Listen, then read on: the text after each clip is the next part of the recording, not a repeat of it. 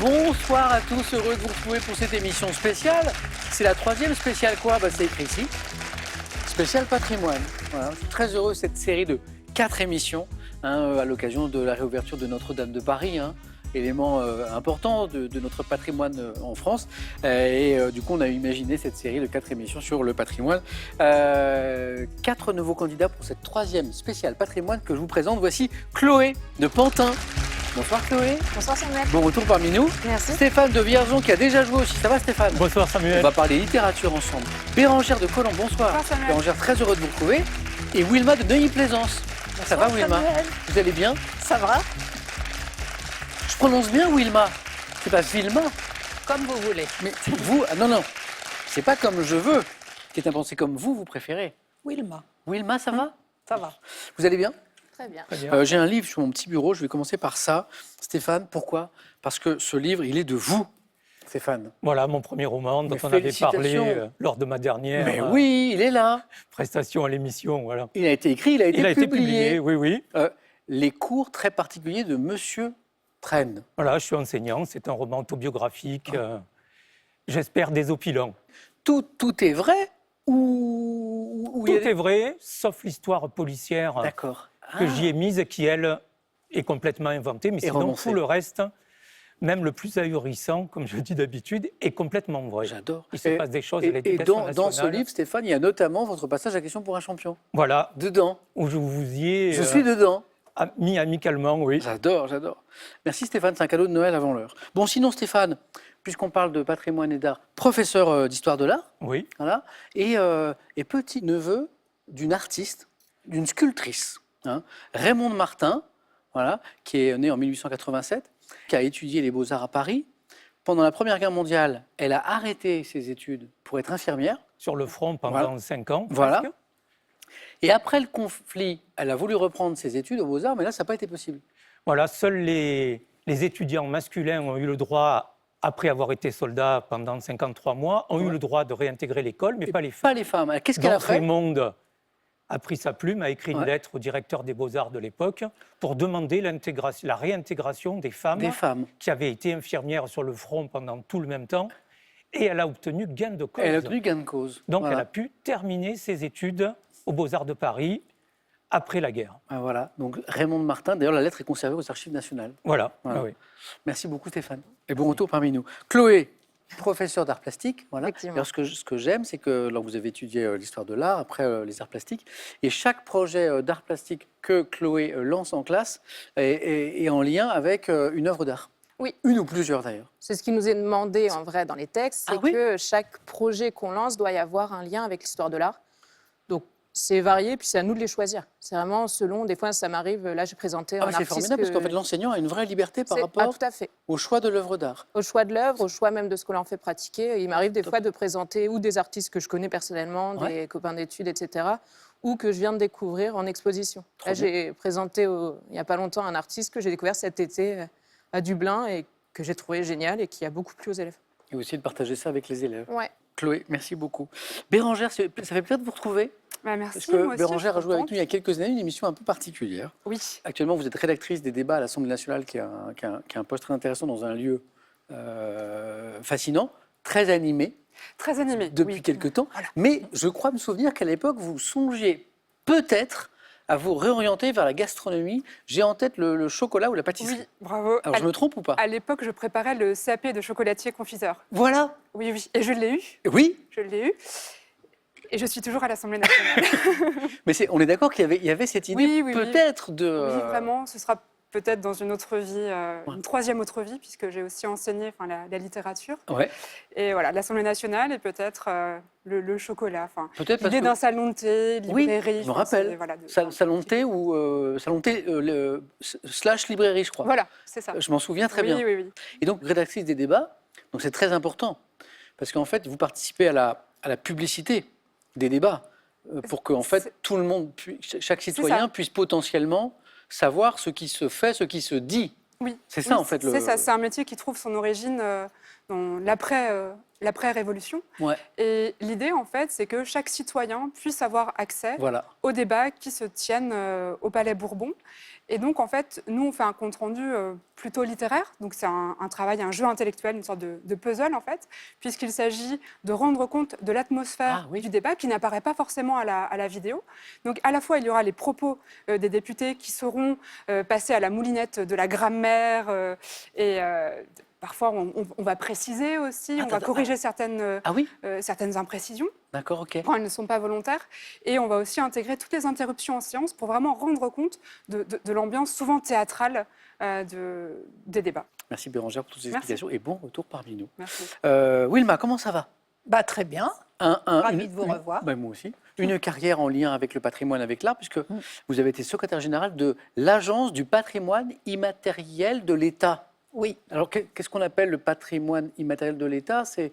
Alors, le patrimoine immatériel de l'État, les bâtiments, c'est pas les meubles. Non. C'est les marques. Les marques. C'est les savoir-faire. Ah ouais. C'est voilà. Donc, il y a des aspects juridiques de dépôt de marques, de défense des marques de l'État. On fait aussi, il y a tous les aspects marketing. Par exemple, on a travaillé avec le phare de Cordouan sur la marque institutionnelle avant qu'ils ne déposent leur dossier pour le patrimoine immatériel de l'UNESCO. C'est formidable. Ok. Bon, j'apprends des choses là. Voilà. Okay. Merci Wilma. Bonne chance pour ce retour parmi nous. Merci. C'est l'émission habituelle, sauf qu'il y aura un petit peu plus de questions patrimoine que d'habitude. Vous êtes prêts? Oui. Amusez-vous bien. On va passer un bon moment ensemble. Voici la première manche.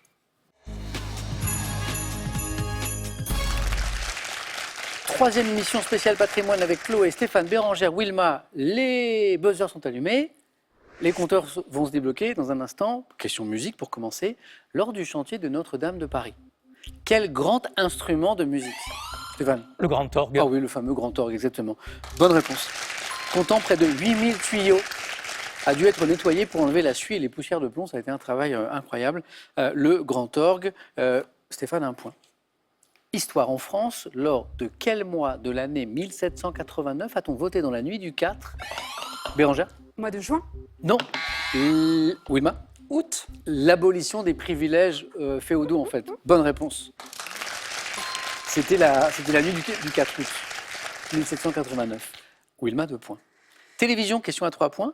Dans l'émission Château, créée en 2024 sur France 3, Centre-Val de Loire, quel musicien, ancien membre du jury de la Nouvelle Star, musicien, Nouvelle Star, visite les châteaux de cette région?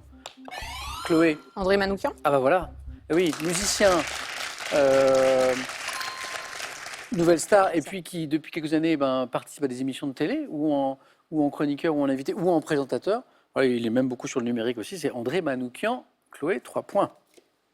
Histoire. Autrefois, sur la place des villages, par quelle forme de l'impératif du verbe ouïr? Stéphane? Oyez. Oyez, oyez, bonne réponse.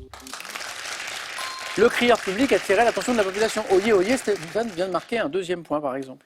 Oui, maintenant, on va regarder ensemble cette image. C'est l'un des 2 tremplins de saut à ski construits en 90 à Courchevel, qui constitue l'un des héritages des Jeux Olympiques d'hiver d'Albertville et qui, à ce titre, appartient, ce tremplin, au patrimoine sportif français. Question. En 92, dans quelle discipline combinant le saut à ski, Stéphane? Le triathlon nordique. Non. Donc, il y a le saut à ski et le Chloé. Le saut acrobatique? Non. Donc, quelle discipline combinant le saut à ski et le ski de fond, Bérangère? Le ski nordique? Non. Le français Fabrice Guy et Sylvain Guillaume ont-ils été respectivement champions et vice-champions olympiques? Il y a une discipline, en fait, Wilma, qui... Le combiné nordique. Et oui, c'est ça. On n'était pas très loin, Bérangère. Vous l'aviez, Wilma? Oui. Depuis le début? Oui. Et vous attendiez? Oui. Et il y avait 2 points. Bravo, Wilma, 2. Voilà, donc là, on est sur un des 2 tremplins de Courchevel. Voilà, ils sont à, je crois, de mémoire, quand on regarde les montagnes, ils sont à droite des montagnes. Voilà, et c'est des pentes incroyables. Bravo, Wilma. 2 points pour Wilma. Nouvelle question à 3 points. Mythologie. Quelle divinité gauloise des sources et de la médecine portait un nom signifiant le brillant ou le resplendissant? Stéphane Abezé. Bélénos. Excellent. Bélénos, Bélénus, bonne réponse. précieux, 3 points, Stéphane 5. En France, on parlait de gastronomie tout à l'heure, quel fruit séché issu d'un arbre dit dente? Chloé? Pruneau. Le fruit séché, pruneau, oui. Essentiellement produit dans le Lot-et-Garonne et associé à la ville d'Agen. Pruneau d'Agen, on y est. Chloé, 4. Bérangère, ça va se débloquer dans un instant, on n'est qu'au début. Ça fait que commencer. Animaux. Quelle couleur compose exclusivement le plumage des poules de race barbezieux? Bérangère? Gris. Non. Stéphane? Rousse. Non. Chloé a pris la main? Blanche. Non. Et Wilma? Noir. Depuis le début, vous voulez me donner une réponse qui est la bonne. Oui, Wilma était en tentative de prise de main depuis tout à l'heure, mais n'arrivait pas à s'imposer et tout le monde a répondu. Et la couleur, c'était noir. Noir. Donc, la couleur qui compose exclusivement le plumage des poules de race barbezieux, Caumont et Cotentine, noir. Spécialiste On a des amis à Barbezieux. Ah, très bien, ok. Voilà. Bravo, Wilma. Art. En 1927, quelle couturière commercialise un parfum, Bérangère? Coco Chanel. Non, c'est pas Chanel. Dans un flacon en forme de boule noire, Stéphane? Schiaparelli. Non. Orné d'un motif doré, Wilma? Jeanne Lanvin. Bravo. 9 points, Wilma. Oui, c'est bon? Eh oui. Bah, vous avez fait 5 points en 2 réponses, donc... Merci. Ah bah c'est pas moi qui te remercie, c'est vous. Quelle couturière commercialise un parfum dans un flacon en forme de boule noire orné d'un motif doré figurant sa silhouette et celle de sa fille? C'est une belle histoire. C'est Jeanne Lanvin. Le parfum, c'était Arpège. Wilma, bravo. Il reste encore 2 places. Chloé, Stéphane, Bérangère pour 2 points. À chaque bonne réponse, on commence par de la littérature. En 1923, dans quelle pièce de Jules Romain un médecin, Stéphane? Knock. Oh oui, ou le Ou le triomphe de la médecine. Bah oui, bravo, mais Knock, oui. Avec ces mots incroyables, ce médecin qui affirme à ses patients que tout homme bien portant est un malade qui s'ignore. Voilà. Là, le marché, il est infini. On est d'accord, c'est génial. Stéphane, 7. 7. Il vous manque une bonne réponse. Sciences et techniques en 2010. Quel scientifique français reçoit avec 3 autres mathématiciens? Bérangère? Villani. Ça se tente et c'est la bonne réponse. Un grand mathématicien français. Et député. Hein? Ancien député. Et ancien député, tout à fait. En plus, oui. Oui, c'est vrai qu'il a eu cette séquence politique assez étonnante. Voilà. La prestigieuse médaille Fields, parce qu'il l'a reçue, ce prix qui récompense les grands mathématiciens. Bérangère, 2, c'est parti. Voilà. On va écouter un extrait musical et je vous pose une question qui va avec.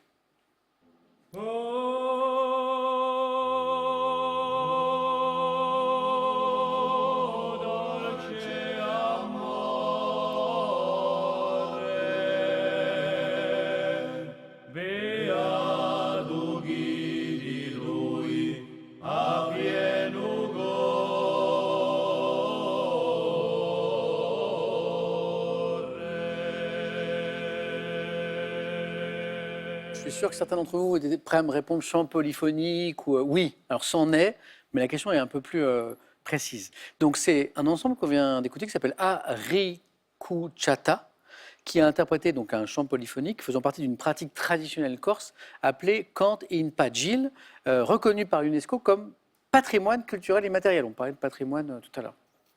Depuis 89, voici ma question. Quelle ville de Haute-Corse? Bérangère? Bastia. Non. Ah, Bastia, c'est en Haute-Corse, vous avez raison. Chloé? Calvi. C'est Calvi. Bonne réponse. Accueille au cœur de sa citadelle. Et là, du coup, on était à Calvi. Les rencontres de chants polyphoniques. Donc, il y a une vie culturelle à Calvi qui est très importante. Il y a plein de choses hyper intéressantes pour toutes les générations d'ailleurs. Calvi, Chloé, bravo. En médecine, quel taux de glucose dans le sang, généralement, Bérangère? La glycémie. Encore une bonne réponse. Maintenu à jeun entre 0,7 et 1 g par litre, peut être mesuré lors d'une prise de sang. Glycémie, Bérangère, 2. C'est très serré, mais Stéphane a un petit peu d'avance. Chloé juste derrière, Bérangère qui est en train de revenir très fort. Botanique. À Grasse, quelle fleur blanche? Le gardénia. Non. Au parfum, Chloé? Fleur d'oranger. Non. Au parfum entêtant, Stéphane? Le jasmin. Qui est-ce qui a un parfum entêtant? Bravo, Stéphane, on y est.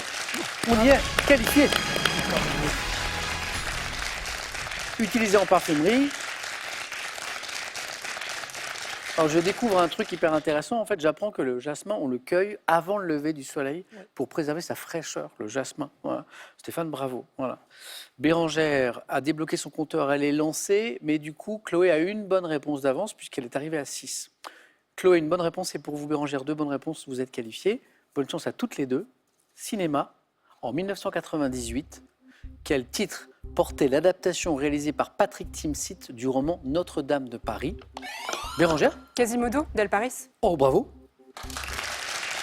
Alors moi, j'avais complètement oublié le titre exact. Bon, mais pas... Oui, c'est bon, c'est une comédie. Voilà. Vous l'avez vu, Bérangère? Non. Non, mais vous vous rappelez du titre? Oui, je sais pas. Ouais. Bravo. Vous l'aviez, Chloé? Pas du tout. Alors moi, j'avais oublié ça. Je me rappelais, oui, je me rappelais qu'il y avait eu un film, mais le titre. 7, 6. Culture générale. Depuis 1984, quel type de course à pied traverse les grands domaines viticoles, Bérangère? Le No Trail. Non. Chloé, Un marathon? vous êtes un peu précipité parce qu'il y avait d'autres indices qui Oui, arrivaient. c'est vrai. Mais c'est la bonne réponse. Chloé, bonne réponse. Merci. C'est bon. C'est pas mal le No Trail. Eh oui, j'ai tenté. Eh oui, parce que je parle de course à pied, je parle de grands domaines viticoles, no trail, trail parmi les vignes. Et en fait, non, la question était plus générale. Et du coup, Chloé était sur la bonne voie. Quel type de course à pied traverse les grands domaines viticoles du Médoc sur un parcours de 42,195 km jamais de dégustation? Oui, c'est le marathon du Médoc, mais la réponse était marathon. Dommage, Bérangère. Eh oui. Il y avait une remontada qui était incroyable. Non, non, mais la maternité m'a fait perdre un peu de vivacité, je crois. Félicitations. Merci. C'est le petit Paul. Eh oui, Ah, trop bien. 3 ans. 3 ans. Il va bien. Il va bien, il est très, très, très, très mignon. Oh, il nous regarde sûrement, là. Il regarde pas la télé, mais là, exceptionnellement, il verra la Oui. défaite ridicule de sa maman. Alors, moi, j'ai un message pour Paul. Paul, ta maman est très forte, moi, je le sais. Voilà. Bon, après, le hasard des émissions, des questions fait qu'on est plus ou moins inspiré. Voilà. Ta maman a fait une incroyable remontada. Je ne sais pas si Paul connaît déjà ce mot. Il apprendra. Voilà. Et donc, j'espère que j'aurai le plaisir de rejouer avec vous, Bérangère. Merci beaucoup. Merci beaucoup. À bientôt, j'espère. Voici un cadeau pour vous. Coffret à personnaliser, petits sujets au praliné et couronne de Noël avec Jeff de Bruges, le plaisir du bon chocolat se décline à l'infini pour tous nos candidats. Muse, marque française, vous offre cette platine vinyle Bluetooth à enceinte intégrée et ce casque Bluetooth à réduction de bruit pour écouter toutes vos musiques. Envie de jouer à Question pour un champion? Très bien. Une seule adresse, qpuc.tv, notre site internet. Pour passer les sélections, vous cliquez ici, vous vous inscrivez et on vous rappelle très vite pour passer un test au téléphone. Vous pouvez également revoir nos émissions et même trouver un club près de chez vous pour vous entraîner. C'est tout simple, cliquez ici. Quant à moi, je vous attends sur ce plateau. Alors, je me félicite parce que les auteurs des questions pour vous faire gagner de jolies sommes se lâchent complètement en ce moment. J'adore ce que ça donne. Il y a 2025 € à gagner tous les mois pendant 1 an avec cette question. Quel trophée décerne-t-on lors du Festival de Cannes? Ce trophée, est-ce qu'il s'appelle 1, une palme d'or, 2, un cocotier de platine? Bravo. 3243 pour le téléphone, par SMS 1, palme d'or, 2, cocotier de platine, que vous envoyez au 7 10 20 par SMS, ça marche très bien. Et on tire au sort parmi les bonnes réponses pour gagner cette belle somme que je viens d'évoquer. Bérangère, à très bientôt. À bientôt. Chloé, Stéphane, Wilma, nous, on va au 4 à la suite. C'est par là. Mini pause, le temps de la jingle. Et on enchaîne avec le 4 à la suite. C'est toujours le moment qu'on attend, savoir si on va être inspiré. C'est mieux quand on l'est ou pas. Mais parfois, on n'est pas inspiré par un thème et on se surprend soi-même. Premier thème, autour du chiffre 9. Voilà. Variation sur le chiffre 9 dans la culture générale. Hein. On n'est pas forcément sur les maths. On n'est même pas tellement sur les maths. Et on est le lundi 9. Monument des villes de France. On est dans une série d'émissions, 4 émissions spéciales patrimoine, Monument des villes de France, c'est logique. Les saints fêtés en décembre. Ça tombe bien, on est en décembre. Et le thème mystère, dans lequel il peut y avoir du patrimoine ou pas. Wilma, première qualifiée, bravo. Donc 4 choix possibles.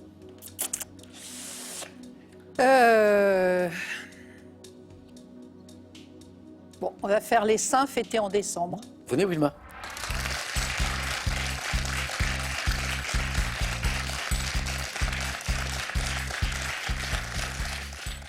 Est-ce que vous avez hésité? Parce que moi, Wilma, je vous aurais bien vu sur les 3 thèmes qui étaient affichés là. Oui, Je vous imaginais assez facilement, quoi. oui, Hein? oui. Ouais. Et les seins, il y a eu un truc un peu... Non, je ne sais pas, Ouais. comme ça. Ok. Bon. Intuition. Intuition. Et je pense qu'il faut savoir suivre Voilà.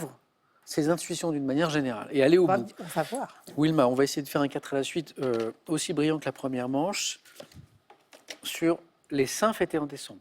Prête? Prête? Bonne chance.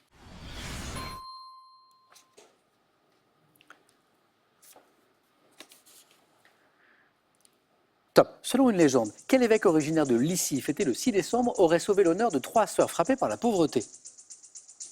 Saint-Martin. Quelle sainte honorée chaque année le 13 décembre en Suède et en Norvège doit son nom au latin Lucie. signifiant lumière? Quelle sainte fêtée le 14 décembre, ancienne abbesse du couvent de Hohenbourg et la patronne de l'Alsace? Odile. Quel ancien évêque d'une ville d'Italie dont le nom d'origine germanique signifie glorieux porteur de lance fête-t-on le 30 décembre? Glorieux porteur de lance. Étienne. Quel personnage marquant de la Bible fêté le 29 décembre est célèbre pour avoir vaincu en combat singulier le géant Goliath? David. De quel ancien pape, dont le nom est issu du latin signifiant homme des bois, honore-t-on la mémoire le 31 décembre?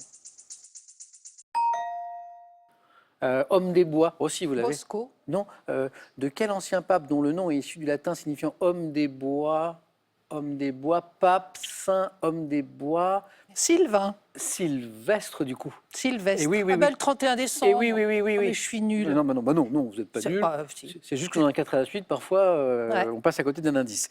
2 points, j'ai envie de dire presque 3, parce que le Sylvestre n'était pas très loin. 2 Ah points oui. pour Wilma, avec Saint-David, David et Goliath, qui s'enchaînent avec la Sainte-Odile, patronne de l'Alsace. C'est l'indice Alsace qui vous le donne, bravo.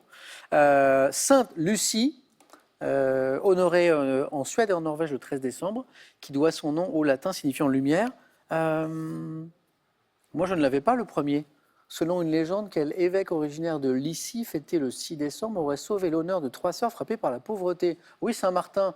Martin, Bah c'est celui oui. qui donne son manteau, hein, Voilà. c'est ça? C'est pas Saint-Martin. Je ne l'avais pas, moi. C'est Saint-Nicolas. Ah, Ouais, Saint-Nicolas. j'aurais dû y penser. Et l'ancien évêque d'une ville d'Italie dont le nom d'origine germanique signifie glorieux porteur de lance, je ne l'avais pas non plus. Glorieux porteur de lance, ça n'est pas Étienne, même si ça m'a fait plaisir. Fêtons le 30 décembre, Saint-Roger. Roger. Ouais, celle-ci n'était pas facile. Et après, ça s'est bien Bon, enchaîné. j'ai pas de regret. Bravo, Wilma. Merci. 2 points pour vous.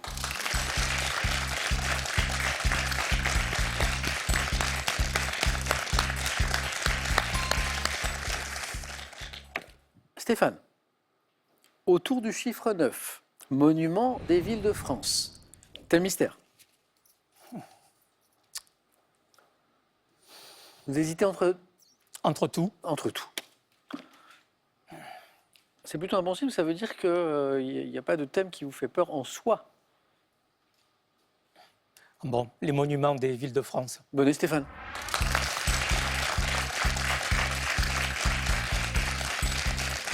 Chloé, est-ce qu'il reste celui que vous convoitiez? Parce que parfois, on a beau arriver en 3e, on se retrouve avec un choix qui est OK. J'hésitais entre 2 et il vient de prendre le Ah, deuxième, donc OK, il en reste un. on verra. Très bien. Stéphane, ça va? Oui, Monument des villes de France, objectif 2 points. on va essayer. Au moins, plus, c'est encore mieux. Vous êtes prêt, Stéphane? Prêt. Après, on parlera d'une jolie histoire autour d'un tableau, une anecdote que je trouve assez savoureuse, mais on en parlera après. Monument des villes de France. Attention. Top. À Avignon, quelle forteresse abrite la chapelle Saint-Jean et la chapelle Clémentine? À Avignon. Le palais des papes.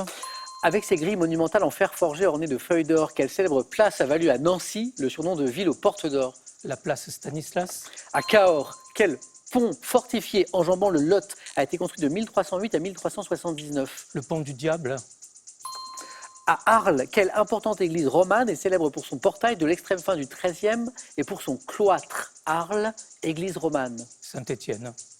À Beaune, en Bourgogne, quel ancien établissement hospitalier a été fondé en 1443 par le chancelier Nicolas Rolin? L'hospice de Beaune. Quel monument de Nîmes, bâti au début de notre ère, est un temple romain? La maison carrée. Bon, une réponse encore. Il y avait déjà 3 points. Là, on était encore à 2. On continue pour le plaisir. On a déjà 3 points. Donc là, déjà 2. Est-ce qu'on refait 3? À Bourges, Quel palais a été édifié à partir de 1445 pour le banquier du roi Charles VII? Le palais Jacques-Cœur. Ça fait de nouveau 3. Est-ce qu'il y avait un 4 à la suite derrière? À Toulouse. C'est bien un joli voyage en France, là. À Toulouse, quelle basilique édifiée dès le XIe siècle est la plus grande église romane de France? Saint-Cernin. Hop, hop, hop, hop. Il y en avait un. Il y avait un 4 à la suite. Stéphane, bravo. 3 points. Je reviens sur la seule qui vous a manqué. C'était à Arles. Quelle importante église romane d'Arles est célèbre pour son portail de l'extrême fin du XIIIe et pour son cloître? L'église ou la cathédrale? Oh, justement, là, on a le portail. Saint-Trophime. Ah, c'est déjà été. Oui, là, ça vous parle? Ouais. Chloé, vous l'auriez aimé ce thème? Il vous aurait plu? Je ne serais pas allée beaucoup plus loin, donc D'accord, ok. on verra. Mais, ok. Ça vous parle? J'ai un ancêtre qui s'appelait Trophime, j'aurais dû le Non. savoir. Et je connais bien Arles. C'est vrai. Moi qui habite pas loin Vous, d'Arles, qui habitais pas loin d'Arles. Dans vos aïeux, vous avez un trophime. Oui, j'ai un arrière, Incroyable. grand-père, Trophime. Moi, j'avoue, c'est la première fois que je croise le prénom. T-R-O-P-H-I-M-E, Trophime. Très bien. On est peut-être en train de relancer la mode du trophime. Vous savez, les prénoms, c'est des modes. Hein. Oui, il y a des oui. vagues, il y a des prénoms qui disparaissent, qui renaissent, qui apparaissent. Stéphane, vous êtes qualifié. Bravo. Merci. Trophime.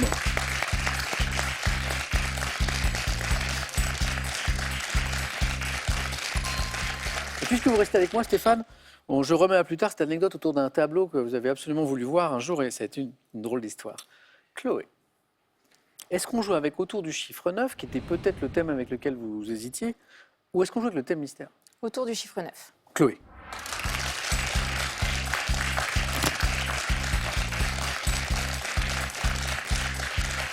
Même enjeu, il s'agit de faire au moins aussi bien que Wilma.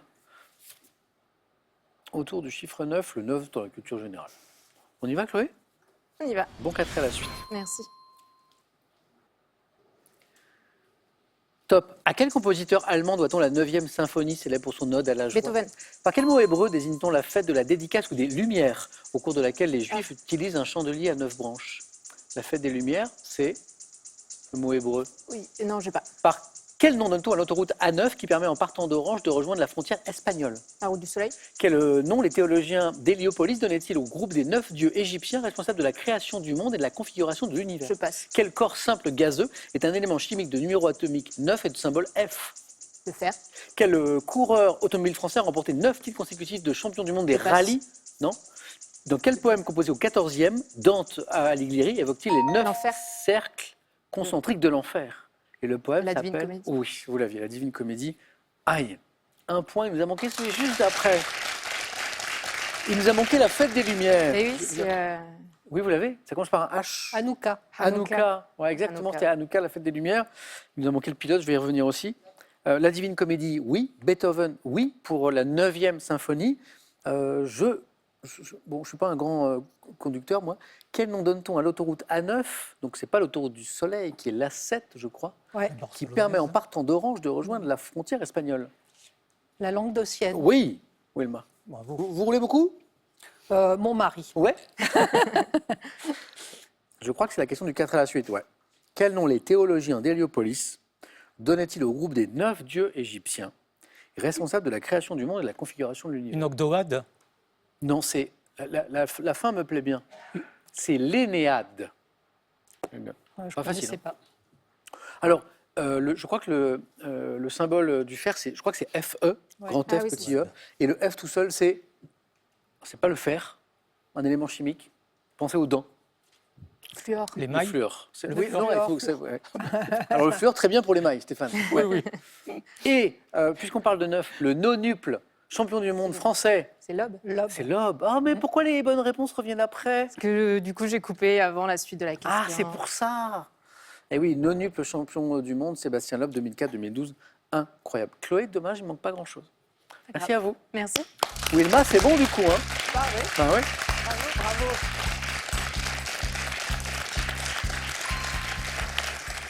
Chloé, merci. Merci à vous. Des projets là, pour la fin d'année ou le début de l'année prochaine, dans le cadre professionnel ou autre? Pas mal. Je suis ambassadrice. Enfin, je suis référente culture dans mon collège. Du coup, j'ai un groupe d'élèves ambassadeurs et ambassadrices culture. Ah, trop bien. Et donc, on organise des concours de dessin, citation de la semaine. Et puis, on va si tout va bien, à organiser aussi un spectacle de fin d'année dans le théâtre de la ville. Félicitations. Merci. Tes élèves qui ont quel âge? J'ai tout le collège. D'accord, tout le collège? J'ai tout le collège, parce que je suis la seule prof d'art plastique. C'est super. Formidable. Merci. Bah, félicitations et un coucou à tout le groupe d'ailleurs. Peut-être que dans ce groupe, il y a des futurs candidats. On verra. Et, je peux faire un coucou à mes enfants? Mais bien sûr, Enfin, Chloé. coucou à toute ma famille. J'ai 2 enfants, Com et Thelma. Ah mais oui, j'ai des petits bouts de chou. Et Com on a- vous aime beaucoup. Oh, c'est vrai? On a eu tout un moment où on regardait, et à chaque fois, c'était son... Oh. Il aimait bien, bon, on met les champions, on va regarder Samuel. Et puis, lui, Non. il nous avait Com. dit qu'à la cantine, il ne regardait pas les champions et qu'il était un peu triste. Com qui a 4 ans. Qui a 4 ans. Bon, alors, Com, c'est un futur candidat, c'est sûr. Ouais. Com, alors, comme ce message est que pour toi, voilà. Ta maman vient de me dire que tu aimais bien Question pour un champion. Sache que ça nous fait très plaisir. Voilà. Ça veut dire que nos téléspectateurs vont se renouveler et qu'il y en aura plein de nouveaux, voilà, comme toi. De génération en génération. Voilà. Et puis, c'est la petite sœur Thelma, c'est ça? C'est ça. Très joli prénom, Merci. qui a 1 an et demi. Donc, Com, un grand coucou, et Thelma, un grand coucou aussi. Tu ne comprends peut-être pas tout ce que je dis, mais on t'attend avec impatience aussi dans quelques années. Merci Chloé. Merci à vous. Et à bientôt, voici un cadeau. Les jeux de mots les plus savoureux de la langue française n'auront plus de secret pour tous nos candidats grâce à cet ouvrage des éditions Hugo. Gardez un temps d'avance sur la météo avec cette station météo connectée et cette station radio pilotée Lacrosse Technologies, leader français des données météo. Une petite question en forme de pause pour nos candidats, mais pas pour vous, parce que c'est le moment, vous qui nous regardez ce soir, de jouer. 2025 € à gagner par mois pendant 1 an. Quel trophée décerne-t-on lors du Festival de Cannes? J'adore cette question. 1, une palme d'or, Cannes. 2, un cocotier de platine. Je ne sais pas où ils vont trouver tout ça. 3243, téléphone, SMS, 1 ou 2 au 7 10 20, on tire au sort parmi les bonnes réponses. Et j'espère faire gagner à l'un d'entre vous ou l'une d'entre vous cette belle somme. Qui sera notre 3e champion de notre spécial patrimoine? Wilma, Stéphane? À tout de suite sur France 3.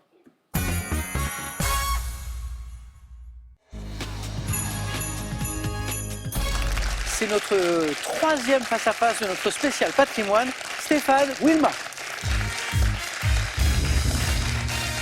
Bonne chance, Wilma. En tout cas, ça fait de très belles émissions. Voilà, je vous rappelle que c'est la réouverture de Notre-Dame de Paris qui nous a donné en cette fin d'année de faire cette série spéciale de 4 émissions, spéciale patrimoine, avec un peu plus des questions sur le patrimoine, notamment le patrimoine de notre beau pays, dans ces émissions. Il y en aura sans doute quelques-unes, Wilma et Stéphane, dans notre face-à-face. Bravo à tous les deux déjà. La première question, ce sera la culture générale. Vous aurez la main, Stéphane, et vous me direz ce que vous en faites de cette main. Regardons les cadeaux pour nos 2 candidats et nous démarrons. Voici pour celui ou celle qui arrivera en seconde position. Ordissimo, la référence française de l'informatique facile, vous offre son modèle Agathe 14 pouces pour vous accompagner partout, dans la maison et en voyage. Et maintenant pour la gagnante ou le gagnant. Avec Croisière Europe, rêvez la scène en croisière. Embarquez à Honfleur à bord d'un bateau à l'atmosphère feutrée et confidentielle et naviguez sur la majestueuse Seine, fleuve historique au paysage pittoresque, jusqu'à Paris et Notre-Dame.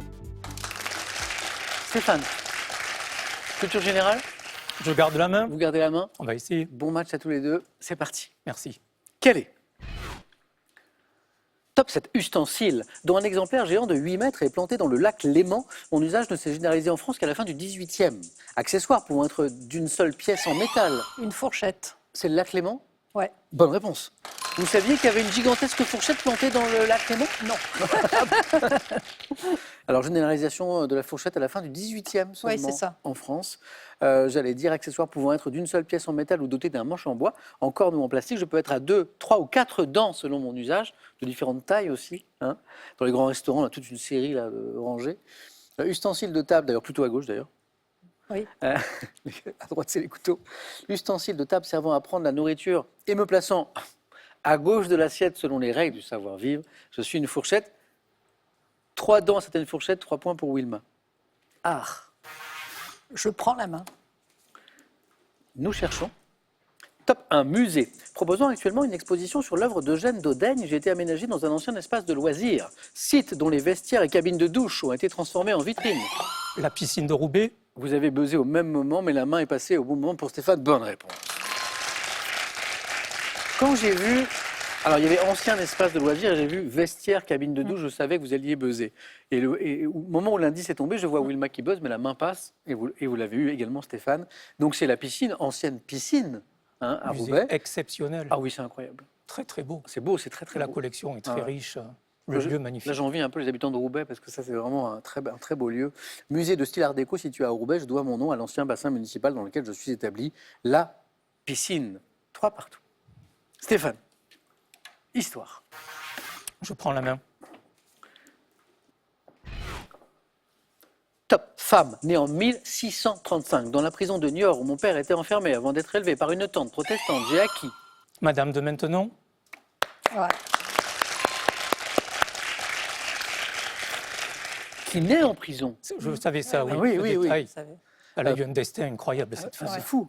Alors là, j'ai quelques épisodes de ce destin que vous évoquez. J'ai acquis de brillantes relations lors de mon mariage avec le poète Scarron, pédagogue averti ayant fondé la maison de Saint-Cyr pour l'éducation des jeunes filles nobles sans fortune. J'ai progressivement donné à la cour un air d'austérité après la disgrâce de Madame de Montespan. Ayant épousé secrètement Louis XIV, je suis Madame de Maintenon, la marquise de Maintenon. Bravo Stéphane, 4 points qui font 7. Wilma retrouve la main. Architecture. Je prends la main. Indice toujours, vous qui nous regardez en bas de votre écran. On cherche. Top, un ouvrage d'art dont la construction dans une région française fut achevée en 1884 après 2 ans de travaux. J'ai nécessité 3169 tonnes de fer, repeint en 90... Le viaduc de Garabie. Eh oui, Ouais. eh oui, Wilma dit oui. La durée de construction, le matériau... La date aussi. La date aussi, bravo. On enchaîne, Stéphane. On a eu 4, 3, ça nous fait 10. 10 points. Pont métallique, je vais à la fin de la question, édifié par Gustave Eiffel près de Saint-Flour, le viaduc de Garabie, avec un petit T à la fin. Rien n'est joué, Wilma, mais Stéphane n'a besoin que de 2 points. Et vous avez la main. Animaux. Animaux. Je laisse la main. Oui, Wilma. Top, cri d'oiseau, pouvant être associé au verbe boubouler. Mon nom peut s'écrire avec ou sans H initial, doux et musical pour l'espèce Asio-otus. Je suis profond et monotone. Ululer. Ululement.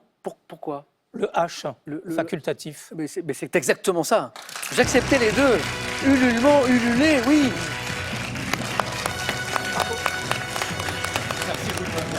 Ah oui, ululer, ça peut s'écrire sans H. Oui, c'est ça qui m'a D'accord, ok. qui m'a donné le... Ok, très bien. Je suis évoqué familièrement par l'onomatopée ou, puisque ce sont les chouettes, les hiboux qui ululent. Stéphane, bravo. Donc Merci. Notre 3e titre de champion de nos spéciales patrimoine dans les 2 émissions précédentes, le voici, il est pour vous. Bravo Wilma pour ce beau parcours. C'était un plaisir de vous retrouver ce soir. Merci. Félicitations. Demain, notre 4e émission de cette série de spéciales patrimoine. Ce sont des très belles émissions avec de belles questions, je trouve. Bravo aux rédacteurs, aux rédactrices. Et puis après, il y aura une autre histoire de spéciale tout le mois de décembre qui va être, vous le verrez, incroyable, mais je n'en dis rien pour l'instant. À demain soir, 18h10 sur France 3 pour notre spécial patrimoine. Bonne soirée, à demain.